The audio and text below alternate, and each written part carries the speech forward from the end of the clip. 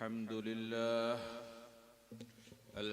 لله نحمده ونستعينه ونستغفره ونعوذ بالله من شرور أنفسنا ومن سيئات أعمالنا من يهده الله فلا مضل له ومن يضلل فلا هادي له أما بعد قال الله تعالى في كلامه العظيم أعوذ بالله من الشيطان الرجيم بسم الله الرحمن الرحيم هل يستوي الذين يعلمون والذين لا يعلمون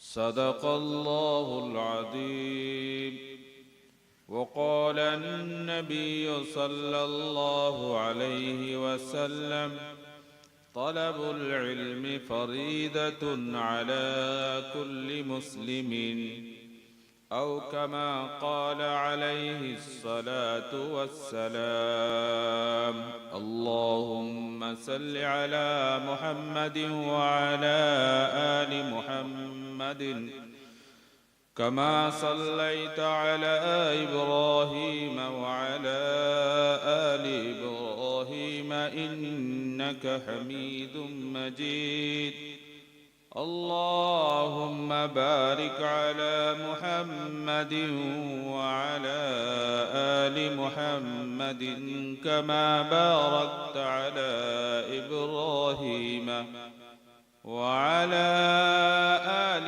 إبراهيم إنك حميد مجيد मुअज़्ज़ज़ व मुकर्रम सदर इजलास और इस जलसे के नाज़िम उलमाए किराम, मेरे सामने बैठे ईमान और इस्लाम वाले भाई और बहनों, अल्लाह ताला का अज़ीम एहसान है कि उसने हमें इंसान बना करके अक्ल अता फरमा करके और सबसे बड़ी चीज दीन और कुरान और अहादीस से नवाजा है। हम लोग इस वक्त एक ऐसे इदारे के महफिल में शरीक हुए हैं जो दीनी इल्म का इदारा है। दीनी इल्म की जरूरत और उसकी अहमियत, इसको जानना और समझना हर ईमान वाले पर इतना ही जरूरी है जितना उसको अपने आप को जानना और समझना जरूरी है। मेरे मोहतरम भाइयों और अजीजों, हम सिर्फ इंसान होने के नाते, अक्लमंद होने के नाते हम अपने आप को नहीं पहचान सकते। इंसान को इंसान बनाने वाला, जिस अजीम मकसद से इंसान को पैदा किया है, उसके अल्फाज में, जबान में और उसके दिए हुए इल्म के मुताबिक जब तक इंसान अपने आप को नहीं समझेगा तब तक इंसान अपने आप को नहीं समझ सकता। अगर किसी के पास दीनी इल्म नहीं है तो उसको उसके खालिक और मालिक का कुछ अता पता नहीं है। वो जितना भी अक्लमंद बन जाए और दुनियावी तालीम में जितना भी आगे निकल जाए, खुदा की कसम वो अल्लाह तक नहीं पहुंच सकता। अल्लाह ताला को समझना है, अल्लाह को पाना है, अपने रब्बे करीम को पाना है, तो हमें आपको सबको दीनी इल्म से अपने आप को जोड़ना जरूरी है। मेरे मोहतरम भाइयों, अल्लाह ताला ने हमें इंसान भी बनाया है और अक्ल भी दिया है और इल्म भी अता फरमाया है। दो चीजें हमारी पैदाइशी है। जो चीजें हमारी पैदाइशी है, हमारा इंसान होना और अक्लमंद होना, लेकिन एक चीज अल्लाह ताला की तरफ से आताई है और वो इल्म है। इस इल्म के बगैर हम अंदर की दुनिया को रोशन नहीं कर सकते। सूरज के धूप से दुनिया के अंधेरे को मिटाया जा सकता है, लेकिन इल्म के नूर के बगैर हमारे अंदर की तारियां क्या हम दूर नहीं कर सकते। इल्म के बगैर कोई जिंदगी गुजारेगा, इल्म के बिना कोई जिंदगी गुजारेगा तो वो अंधर के अंधेरी में डूबता चला जाएगा। प्यारे भाइयों, आप इस बात को समझ लीजिए कि इस इल्म के लिए अल्लाह ताला ने औलाद आदम में से सबसे ज्यादा शरीफ नस्ल, सबसे ज्यादा समझदार सबरदार इंसान को इंतखाब फरमाते हैं। मेरी मुराद इससे अंबिया किराम का तबका है। अंबिया किराम का तबका बनी आदम में सबसे ज्यादा शरीफ नस्ल होते हैं, सबसे ज्यादा अक्लमंद होते हैं, सबसे ज्यादा सलाहियतों का मालिक होते हैं।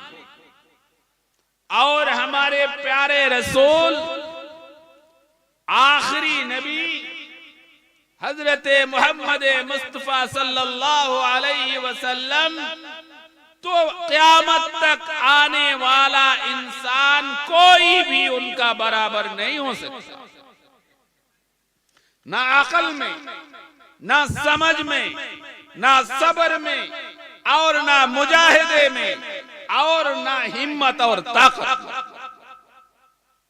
ऐसी शख्सियत को अल्लाह ताला ने जिस इल्म के लिए इंतखाब फरमाया है, हम उसको मामूली समझ लें, आप उसकी जरूरियत का एहसास न करें, हमारे पास उसकी कदर न हो, जिंदगी बीत जाए और उस इल्म से हमें लौ न लगा, उस इल्म के लिए हम वक्त फारिग न करें, उस इल्म को हासिल करने की कोशिश न करें, ऐसे इल्म को लिए हुए लोगों से राब्ता न करें, हम कामयाब हो जाएंगे, हमें कामयाबी मिल जाएगी।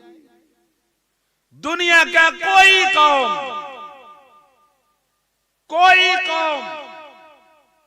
कामयाब से उस वक्त तक हमकिरार नहीं हुआ जब तक उसने अपने आप के खालिक और मालिक को न पहचाना। मेरे मोहतरम भाइयों, हमारी निगाहें सिर्फ पेट तक न पहुंचे, हमारी निगाहें दूर तक पहुंचनी चाहिए। मेरे मोहतरम भाइयों, दुनिया के अंदर ही अगर हमारा इल्म महदूद हो गया तो ये आधा इल्म है। इसके जरिए से हम अबदी कामयाबी हासिल नहीं कर सकते। हम दुनिया को भी ठीक ठाक नहीं चला सकते। हम जालिम और मजलूम के दरमियान फर्क नहीं कर सकते। हम जालिम को नहीं रोक सकते। हम मजलूम की मदद नहीं कर सकते जब तक हमारे पास दीन इल्म की ताकत नहीं होगी।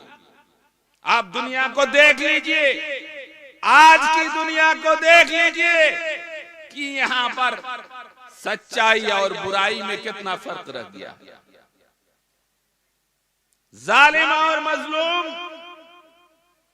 कौन जालिम को रोकने वाला है और कौन मजलूम का मददगार है, आज की दुनिया को आप देख लीजिए।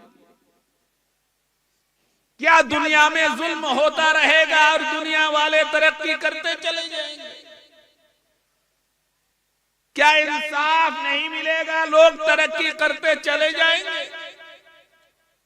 ऐसा नहीं हो सकता। दुनिया को अगर तरक्की है तो इंसाफ कायम करने में है, इंसाफ को समझने में है, इंसाफ को तरक्की देने में है, इंसानियत को संवारने में है। मेरे मोहतरम भाइयों, जहां पर हक तलफी होगी, जहां पर हक तलफी होगी वहां पर इंसानियत नहीं, जहां पर हक तलफी होगी वहां पर तरक्की भी नहीं। मेरे मोहतरम, इस दीन इल्म को अल्लाह ताला ने हर ईमान वाले के लिए फर्ज करार दिया है, सिर्फ बच्चों के लिए नहीं। ये हम दुनियादारों की तरह चलते हैं कि बच्चों के लिए तालीम, बच्चों के लिए तालीम। यकीनन बच्चों के लिए फारिग वक्त है, वो 24 घंटा अपने आप को दीन इल्म हासिल करने के लिए या तालीम हासिल करने के लिए वक्फ कर सकता है। लेकिन अगर बच्चों को इल्म की जरूरत है, क्या बड़ों को इल्म की जरूरत नहीं है? बड़े इल्म के बगैर चले जाएंगे, कामयाब हो जाएंगे और हमारे बच्चे नाकाम हो जाएंगे। आप चले जाइए, आप सल्लल्लाहु अलैहि वसल्लम के जमाने में, आप सल्लल्लाहु अलैहि वसल्लम से जिन्होंने इल्म हासिल किया वो कौन थे? वो बड़े थे या छोटे थे? वो सिर्फ बड़े छोटे नहीं थे। अल्लाह ताला ने उनको ईमान अता फरमाया तो तमाम दुनियावी काम के साथ साथ उन्होंने इल्म को भी हासिल किया।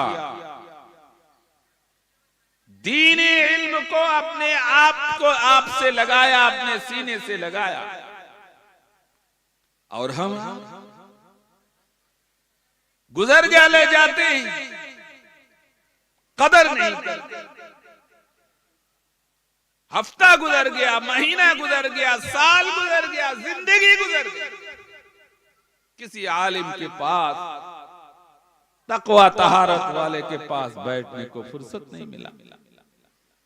जिंदगी बन जाएगी, जिंदगी बन जाएगी।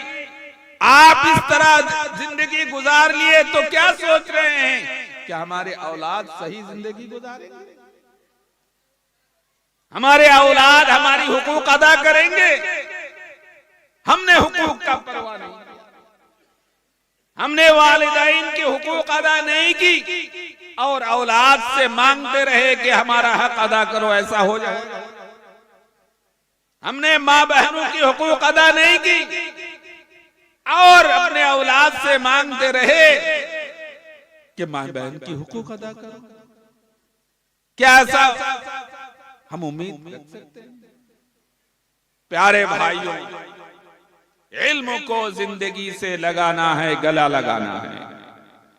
यही इस इदारे का पैगाम है जिस इदारे के इल्जाफ में हम आप शरीक हैं। हुकूक को समझना है और उसकी अदायगी पर अपने आप को तैयार करना है। सिर्फ जानना यहां काफी नहीं है, सिर्फ जान लेना काफी नहीं है, उस पर अमल करना भी जरूरी है। हम चाहे कोई डॉक्टर हो, कोई इंजीनियर हो, कोई बड़ा सियासतदान हो, नबी करीम सल्लल्लाहु अलैहि वसल्लम ने फरमाया तलबुल इल्म फरीदतुन अला कुल्ली मुस्लिम, इल्म हासिल करना हर मुसलमान पर जो अपने आप को मुसलमान कहता है, जो अपने आप को ईमानदार कहता है, जो प्यारे रसूल सल्लल्लाहु अलैहि वसल्लम पर ईमान रखता है। नबी अकरम सल्लल्लाहु अलैहि वसल्लम फरमाते हैं कि तुम्हारे लिए इल्म का सीखना, उस पर अमल करना ये फर्ज है। अल्लाह ताला ने 30 पारा कुरान करीम का नाजिल फरमाया और अहादीस का एक जखीरा हमारे सामने मौजूद है जिसमें यह बताया गया है कि अल्लाह ताला के हुकूक तुम्हारे ऊपर क्या है, तुम्हारे वालिदैन का हुकूक तुम्हारे ऊपर क्या है, तुम्हारे बहनों का हुकूक तुम्हारे ऊपर क्या है, तुम्हारे औलाद का हुकूक तुम्हारे ऊपर क्या है। जब तक हम इन चीजों को नहीं समझ लेंगे, जब तक अपने आप को इस पर अमल करने के लिए तरबियत नहीं ले लेंगे, तब तक हम तरक्की से हमकिनार नहीं हो सकते, तब तक हम कामयाबी हासिल नहीं हो सकते। अल्लाह ताला ने हमें मौका अता फरमाया, अल्लाह ताला ने इसकी बुनियाद हमारे अंदर रख दी कि हमें ईमान से सरफराज फरमाया, हमें हुब्बे रसूल से, हुब्बे अल्लाह से सरफराज फरमाया। इसके बाद जरूरी होता है कि मौके से फायदा उठाएं, हम इल्म हासिल करें, परहेजगार तकवा तहारत वाला उलमा के साथ वक्त दे ताकि इल्म का कुछ हिस्सा हमें मिल जाए और हम सही तरक्की करने वाले इंसान का मुआशरा का हिस्सादार बने। मेरा मोहतरम भाइयों, आपको क्या बताऊं, मसला गज़ा पट्टी का एक मिसाल के तौर दुनिया जानती है, पूरी तमाम दुनिया को ये यकीनी इल्म है कि फिलिस्तीन और गज़ा के बाशिंदे आज दर दर भटक रहे हैं। जो वहां के असल बाशिंदे, दुनिया वाले नालाचार है कि उनको उनका हक दिलाए, उनको मारा जा रहा है, पीटा जा रहा है, भगाया जा रहा है, सब कुछ हो रहा है हमारे सामने। कौन कर रहे हैं? जो अपने आप को तरक्की समझता है, जो अपने आप को तालीम में उरूज का दावा करता है, लेकिन एक इंसाफ पसंद आदमी उसको थू थू करता है कि इंसाफ नहीं। तो इससे दुनिया में अमन पैदा हो जाएगा, इससे दुनिया में तरक्की आ जाएगी।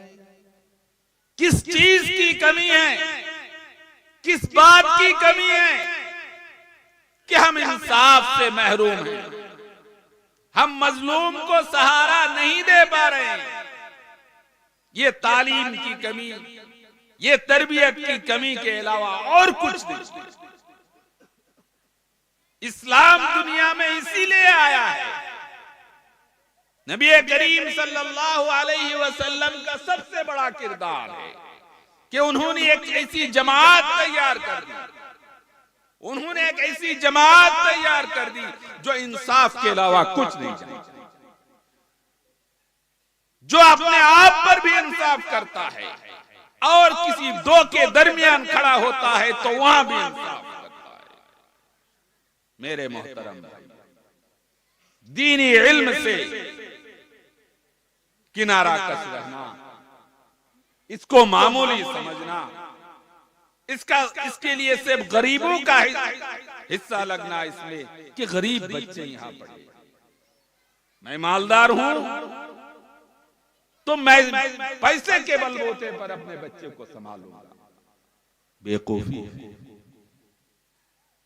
ये दानिशमंदी नहीं है। आपके पास अगर इल्म है, आपके पास अगर पैसा है, आपके पास अगर वसाइल है, तो उसको दीनी तालीम भी ठोस दिलाइए और दुनियावी तालीम में भी आला तालीम दीजिए। यह है अक्लमंदी, यह है अक्लमंदी। जो कीमती चीज थी उसको गरीबों के लिए दे दिया, जो असल ताकत थी उसको गरीबों के लिए छोड़ दिया और अपने आप को दुनिया के लिए, चंद दिन के दुनिया के लिए ले लिया। यह अक्लमंदी है, यह अक्लमंदी नहीं है। मेरे भाइयों, आपके पास अगर अल्लाह ताला ने वसाइल का फरावानी दिया है, मुहैया किया है, तो हिम्मत कीजिए। दुनियावी आले तालीम के साथ बेहतरीन दीनी तालीम को अपनाइए, अपने लिए भी और अपना औलाद के लिए भी। पैसे बर्बाद नहीं जाएंगे, पैसे बेकार नहीं जाएंगे। हमें दोनों इल्म को लेना है और दीनी इल्म को ठोस लेना है, दुनियावी इल्म को भी ठोस लेना है। हमारे नबी करीम सल्लल्लाहु अलैहि वसल्लम ने कभी भी दीनी दुनियावी तालीम से किसको नहीं रोका, कारोबार से किसी को नहीं रोका। हजरत अबू बकर रजी अल्लाह ताला अन्हु की मिसाल में पेश करूं। हजरत अबू बकर रजी अल्लाह ताला अन्हु इस्लाम लाने से पहले भी बड़े ताजिर हैं और इस्लाम लाने के बाद भी बड़े ताजिर हैं। हिजरत से पहले भी ताजिर हैं, मदीना मुनव्वरा में हिजरत करके आने के बाद भी बड़े ताजिर हैं। और नई चीज उनको मिली तो क्या मिली? नई चीज उन्होंने हासिल की तो ये दीन इल्म, दीन का इल्म उन्होंने हासिल किया तो दुनिया को रोशन कर दिया। उन्होंने दुनिया को रोशन कर दिया।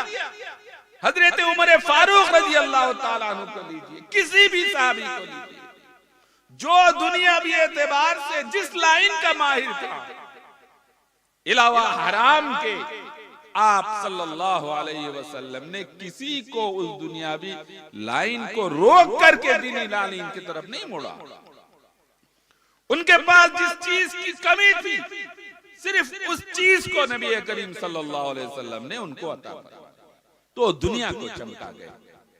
आज दुनिया में इंसाफ और नाइंसाफी की तमीज की जाती है तो दीन को सामने रख करके।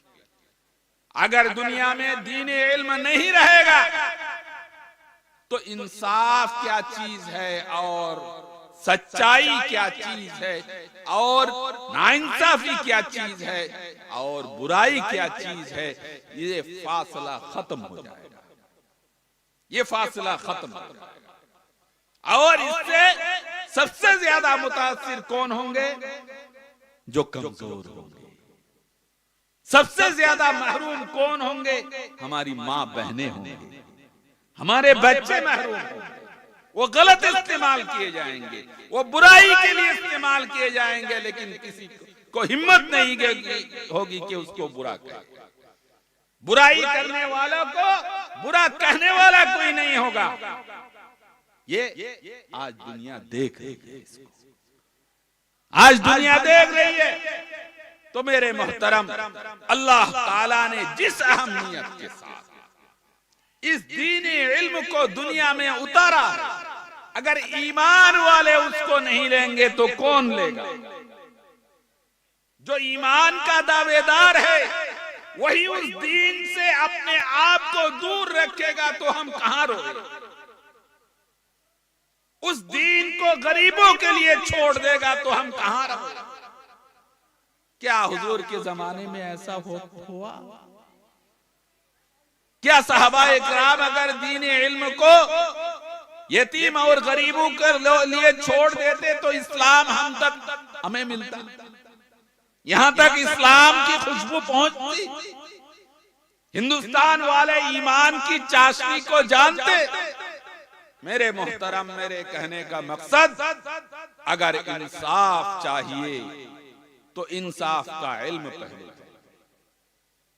अगर आप हुकूक चाहते हैं तो पहले हुकूक का इल्म हासिल कीजिए और उस पर अमल चाहते हैं तो खौफे खुदा बनाइए, दिल में ईमान के साथ खौफे खुदा को तरक्की दीजिए, जब जाकर के अमली मैदान में उसका ज़ुहूर होगा और उसके असरात आएंगे। मुझे माफ कीजिए, बावजूद है कि हम कई पुरुषों से मुसलमान हैं, अभी तक हम औरतों को हुकूक से महरूम कर रखा है। 100% तो नहीं कहूंगा, लेकिन बहुत एहतियात के साथ अगर कहूं मैं तो 70 से 80% हमारी माँ बहनें वो हुकूक से महरूम हैं। उनको मीरास में बढ़ चढ़ करके हिस्सा देने वाला कोई मर्द, कोई भाई नहीं है। खुद वालिदैन तैयार नहीं होते कि मेरे लड़कियों को वो हक मिले, वो इंसाफ मिले, वो मीरास मिले, इस्लाम ने जो उनके लिए तय किया है। मेरे मोहतरम भाइयों, इसराफ को इस्लाम ने हराम करार दिया है और हम इसराफ में लगे चले जा रहे हैं, कोई रोकथाम उससे नहीं है, कोई नफरत भी नहीं है हमारे मुआशरे में। हम इसराफ करते चले जाएंगे और हलाल कमाई से जिंदगी चला लेंगे। क्या ऐसा हो सकता है? ऐसा नहीं हो सकता। आप इसराफ की आदी बन जाएंगे तो नतीजा ये निकलेगा कि हमारे औलाद को हराम कमाई के लिए आगे बढ़ना पड़ेगा। वो इंडिया की कमाई से अपने घर को नहीं चला पाएगा, उसको जाना पड़ेगा कहीं और। ये सूरत हाल सामने आए, आपका हक कौन अदा करेगा? आप बीमार हैं, आपको कौन देखेगा? इसराफ से बचना, हराम से बचना, ये इंतहाई जरूरी है तरक्की के लिए। वरना आपके नौजवान लड़कों की कमाई दूसरे ममालिक वाले खाएंगे, आप थोड़ा खाएंगे हम आप भी, लेकिन ज्यादा कमाई वो खाएंगे, कम आपको देंगे। अल्लाह रहम फरमाए कि हिंदुस्तान के नौजवान पासपोर्ट के लिए लाइन लगाए हुए हैं कि हमें बाहर मुल्क में जाना है, कमाएं। ये हमारे सामने नौजवानों का हाल है। किस मुंह से कहे कि हम तरक्की कर रहे हैं? ये तरक्की की अलामत है? हम 75 साल मुल्क को आजाद किए बैठे हैं और उन ममालिक को लाइन लगाए हुए हैं जिनको हमने यहां से भगाया। क्या वो आपको ज्यादा कमाई के बगैर थोड़ा भी आपको देने के लिए तैयार होंगे? ये बात मैं इसलिए कह रहा हूं कि हम हराम के आदी बन चुके हैं, हमारा मुआशरा इसराफ का आदी बन चुका है। हालांकि सुन्नत तरीका प्यारे रसूल सल्लल्लाहु अलैहि वसल्लम ने हमें अता फरमाया था, हम उस सुन्नत से हट चुके हैं, हम उस सुन्नत पर आने को तैयार नहीं है। हम शादी ब्याह में कम से कम खर्च पर इक्तिफा करने को तैयार नहीं है। नाक का मसला है, अब नाक का मसला बना करके अपने औलाद को बाहर ममालिक में जाने पर मजबूर कर रहे हैं। हिंदुस्तान की कमाई हमारे लिए नाकाफी है। तो मैं ये कह रहा था कि हम दीनी इल्म से जितना हटेंगे, जितना इससे हम लापरवाही बरतेंगे, उतना ही हम गड्ढे में गिरते चले जाएंगे। हमें बचाने वाला कोई नहीं रहेगा, कोई हमें उठा नहीं सकता। अगर तरक्की चाहिए तो शरीयत के ऊपर आना पड़ेगा, शरीयत के ऊपर आना पड़ेगा, ये तय है और यकीनी है। इसलिए इस इदारे के पैगाम को लीजिए, या अल्लाह ताला का पैगाम लीजिए, या रसूलुल्लाह सल्लल्लाहु अलैहि वसल्लम का पैगाम लीजिए कि शरीयत को मकसद बनाइए और अपनी अक्लमंदी के साथ, इंसान होने के साथ, अक्लमंद होने के साथ अल्लाह ताला ने तरक्की के लिए जो जीना, जो इल्म आप सल्लल्लाहु अलैहि वसल्लम के जरिए से हम तक पहुंचाया है, उसको अपनाइए। हमें, आपको, सबको तरक्की होगी और इंशाअल्लाह दुनिया में भी तरक्की होगी, आखिरत में भी कामयाबी। अल्लाह ताला हमें, आपको, हमको, सबको तरक्की से नवाजे और गुमराही से बचाएं, तारीकी से बचाएं। अल्लाह ताला तनज़्ज़ुली से बचाए, दुनिया आखिरत में हमें कामयाबी के साथ सरफराज फरमाए। मैं आपके पड़ोसी सूबे का एक आदमी हूँ, अब्दुस्सलाम। आया था जमीयत उलमा हिंद का एक प्रोग्राम था, मुंतजिमा की मीटिंग थी आपके उड़ीसा का, जो बहुत ही माशाअल्लाह अच्छे अंदाज में उसको मुकम्मल किया गया और बड़ी खुशी हुई कि माशाअल्लाह उड़ीसा के हमारे मुसलमान भाई, उनके लिए सोचने वाले उलमा का तबका तैयार है और उनके दुनियावी तरक्की के लिए भी और उनकी दीनी तरक्की के लिए भी, दुनियावी तरक्की के लिए जो तजावीज और जो फैसले हुकूमत तक पहुंचाने की जरूरत है, वो तजावीज भी आए आज की मजलिस में, और अपनी दीनी तरक्की के लिए भी ये सारी चीजें अल्हम्दुलिल्लाह आई है। बात ये आई कि हमें नौकरी में रिजर्वेशन चाहिए, और ये भी आई है कि अभी स्कूल में हमारे बच्चे बच्चियों के लिए जो यूनिफॉर्म की बात आई है कि सबको हफ्ते में 2 दिन या 1 दिन लाजमी तौर पर बूट शर्ट पहन करके जाना पड़ेगा। लड़कियों के लिए भी ये मुसलमानों को और जमीयत उलमा हिंद को मंजूर नहीं है। जैसे हमारी बच्चियां अपने अपने लिबास में जाती थी स्कूल में, कॉलेजों में, उसी ड्रेस में जाएगी। हम हमारे लिए ये कानून बना करके शर्ट पहनकर जाने पर मजबूर करके हमारे बच्चियों को तालीम से महरूम ना कर दिया जाए। ये मैंने आप लोगों तक इसलिए पहुंचा दिया कि असल आवाम तक इस आवाज को पहुंचना जरूरी है। आवाम जब इस तजवीज पर जब तक खड़े नहीं होंगे, तब तक हुकूमत इस पर कान नहीं धरेगी। आप लोगों की जिम्मेदारी है कि इसको गांव-गांव तक पहुंचा दे कि हम सूबाई हुकूमत के इस कानून को नहीं मान सकते। एक हिजाब के मसले में कर्नाटक में मसला खड़ा हुआ तो पूरे हिंदुस्तान में मसला खड़ा हो गया। तो अगर उड़ीसा में ऐसा कोई मसला आता है ड्रेस का, तो ये मसला पूरे इंडिया में जाएगा और इसमें ऐसा वबाल मचेगा कि इससे उड़ीसा की बदनामी होगी। इसलिए जो तरीका पहले से स्कूल कॉलेज में चालू है, हम चाहेंगे कि वही तरीका बरकरार रहे, वही ड्रेस रहे, ताकि हमारी बच्चियां तालीम से महरूम होने पर मजबूर ना हो जाए।